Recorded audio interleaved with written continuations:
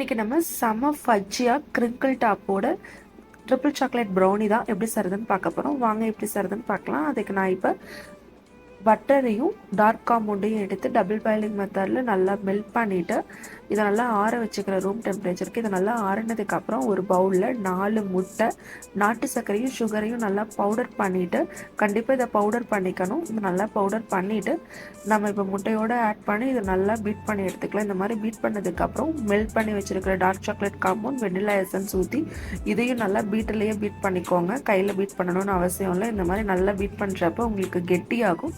கெட்டியாகுதுன்னு பயப்பட வேண்டாம். எப்போவுமே இது ரெண்டும் மிக்ஸ் ஆகிறப்போ உங்களுக்கு கெட்டி தான் ஆகும். அவ்வளோதான். நம்ம பீட்டரை எடுத்து வச்சுட்டு என்னென்ன இன்க்ரீடியன்ஸ் போட்டிருக்கேன்னு சொல்லிட்டு டிஸ்கிரிப்ஷனில் கொடுக்குறேன், செக் பண்ணி பாருங்கள். இதை வந்து கண்டிப்பாக நீங்கள் சளிச்சு தான் யூஸ் பண்ணணும். ஏன்னா கொக்கோ பவுடரில் லைட்டாக கட்டி இருக்கும்.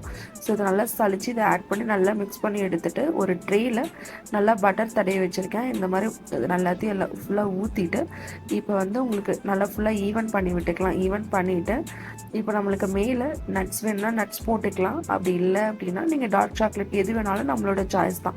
ஸோ இப்போ நான் ட்ரிபிள் சாக்லேட் ப்ரௌனி கேட்டிருக்காங்காட்டி நான் ட்ரிபிள் சாக்லேட் ப்ரௌனி லோட் பண்ணிவிட்டு 175 டிகிரி செல்சியஸில் 35 to 40 மினிட்ஸ் பேக் பண்ணி எடுத்தேன் அப்படின்னா ட்ரிபிள் சாக்லேட் ப்ரௌனி ரெடி. செம்ம ஃபஜ்ஜியாக இருக்குது பாருங்கள், எவ்வளோ மாய்ஸ்சராகவும் இருக்குதுன்னு சொல்லிட்டு. இதை கண்டிப்பாக ட்ரை பண்ணி பாருங்கள். ட்ரை பண்ணி பார்த்துட்டு எப்படி இருக்குன்னு சொல்லிட்டு கமெண்ட்லேயே சொல்லுங்கள். உங்களுக்கு சப்போஸ் வேணும்னா ஸ்க்ரீனில் தெரியிற நம்பரில் வாட்ஸ்அப் பண்ணிக்கலாம்.